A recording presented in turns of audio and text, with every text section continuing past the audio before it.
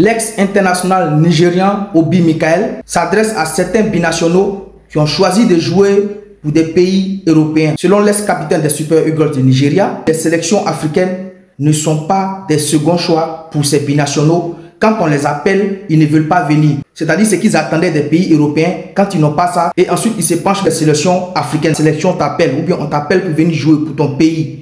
Et que tu dis non, tu préfères jouer pour un pays européen. Alors ne reviens pas quelques années plus tard pour dire, comme on t'a pas appelé de l'autre côté, là où tu souhaitais là, maintenant je vais prendre le pays africain comme deuxième choix. J'avais fait une vidéo là-dessus ici pour dire, les pays africains ou bien nos équipes africaines ne sont pas des poubelles. Et voici le message qu'envoie aujourd'hui Obi Mikel, un ex-international nigérian qui a évolué au haut niveau dans le monde, représenté son pays, le Nigeria, fièrement dans toutes les compétitions. Les amis, on regarde cette vidéo jusqu'à la fin, on la partage, on la like et on donne notre point de vue en commentaire. I've talked so much about players not representing their African root. Yeah. So we've held meetings with these kids, with their parents, and said, listen, you are from Nigeria. Your dad is Nigerian. Your mom is Nigerian. Why don't you represent your fatherland, Nigeria?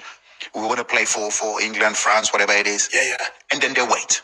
Yes. And then they keep waiting and keep waiting. Yeah. When they get to 25, 26, and they don't get a call up from England, then they call Nigeria. We shouldn't be treated as second options. We are not second options. You should be proud of your African roots. You should be proud to represent your African country.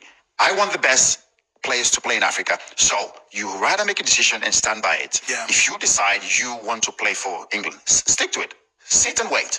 If you don't get a call up, you don't get a call up. But don't wait until 29, 30, you've passed your best, whatever it is. Then you're, oh, Nigerian FA, I'm ready to play for you now. No, fuck off. Pour moi, sur ce sujet, c'est les fédérations africaines qui doivent se faire respecter. C'est-à-dire, si vous avez contacté un joueur une fois et il vous a répondu que lui préfère jouer pour un pays européen ou bien asiatique ou bien sud-américain ou bien Amérique du Nord, si vous a dit ça une fois, je pense que lui son dossier doit être clos normalement. Ou bien si vous l'appelez et qu'il vous dit non, patientez, patientez, il vous fait patienter parce qu'il espère que de l'autre côté on l'appelle et au moment où on ne l'appelle plus, il vous contacte maintenant pour dire il est prêt ou bien il est apte pour venir jouer. Je pense que c'est là que les fédérations africaines doivent se faire respecter. Tu as contacté un joueur pour la première fois, il te dit qu'il veut jouer pour l'autre côté ou bien il est disponible pour l'autre côté. Ça ne vaut même plus la peine encore d'ouvrir son dossier. C'est-à-dire, lui, son dossier est carrément clos. C'est-à-dire, même dans 20 ans, 10 ans, 5 ans, 2 ans, même s'il n'a pas eu de la place de l'autre côté, c'est pas la peine de courir après lui, c'est pas la peine de lui ouvrir les portes encore d'une sélection africaine. Même s'il joue comme Ronaldinho, même s'il joue comme Pelé, je pense qu'il faut le laisser